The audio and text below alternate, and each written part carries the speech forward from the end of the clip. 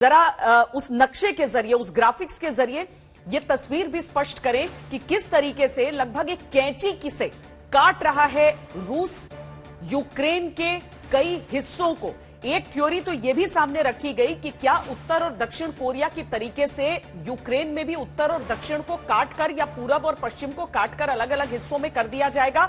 लाल हिस्सा जितना आप देख रहे हैं वो सब रूस के नियंत्रण का है और उससे कहीं आगे रूस का नियंत्रण पहुंच चुका है।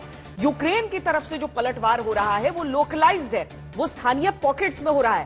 कीव के डिफेंस के लिए कोशिशें की जा रही हैं और इसीलिए जब आप बेलारूस की सीमा से कीव की दूरी को देख लेते हैं तो वहां तक आपको लाल रंग नजर जरूर आता है, लेकिन कीव पर कब्जा नहीं हुआ है।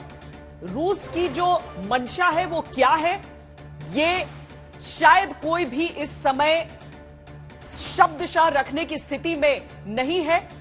ये जरूर कहा जाता है कि हां 3 दिनों में कब्जा पूरा करना चाहते थे, लेकिन अभी देखिए 1 महीने से ऊपर होकर दूसरे महीने की शुरुआत हो गई है। पुतिन ऐसा नहीं कर पाए हैं, लेकिन पुतिन के दिमाग में क्या चल रहा है, पुतिन ने क्या सोचा था, क्या उनकी रणनीति रही है, यह अभी स्पष्ट कोई नहीं कह सकता। ये दोनों तरफ से जो कही जा रही है बातें वो अपनी अपनी बात है। हां, यूक्रेन को नाजी फ्री और यूक्रेन को डीमिलिटराइज करना पुतिन की प्राथमिकता रही थी।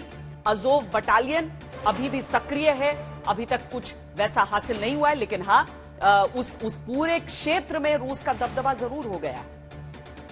यूक्रेन की नेटो ख्वाहिश पर लगाम लगाने की कोशिश थी कि नेटो में न जाए। जेलेंस्की ने इस तरह की चीजें कह दी हैं, हालांकि उसके साथ ही वो कुछ शर्तें भी रख देते हैं, उसके साथ ही वो कई और दावे भी कर देते हैं और इसीलिए पुतिन का गुस्सा एक तरीके से शांत हो नहीं रहा है। पूर्वी यूक्रेन में दबदबा हासिल हो, यह भी रूस की तरफ से कोशिश थी और वो लगभग पूरा हो चुका है।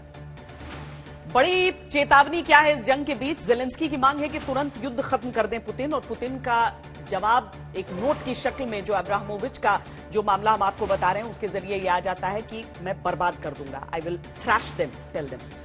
जेलेंस्की की मांग की यूक्रेन से सेना हटा दे रूस, और पुतिन का जवाब है कि बर्बाद करूंगा। पुतिन अपनी बात पर हमेशा से कायम रहे हैं। जेलेंस्की की तरफ से अलग अलग बातें होती रही हैं। जाहिर है रूस आक्रांता है और आक्रमण झेल रहा है यूक्रेन। जेलेंस्की की मांग है कि बिना शर्त जंग खत्म करे।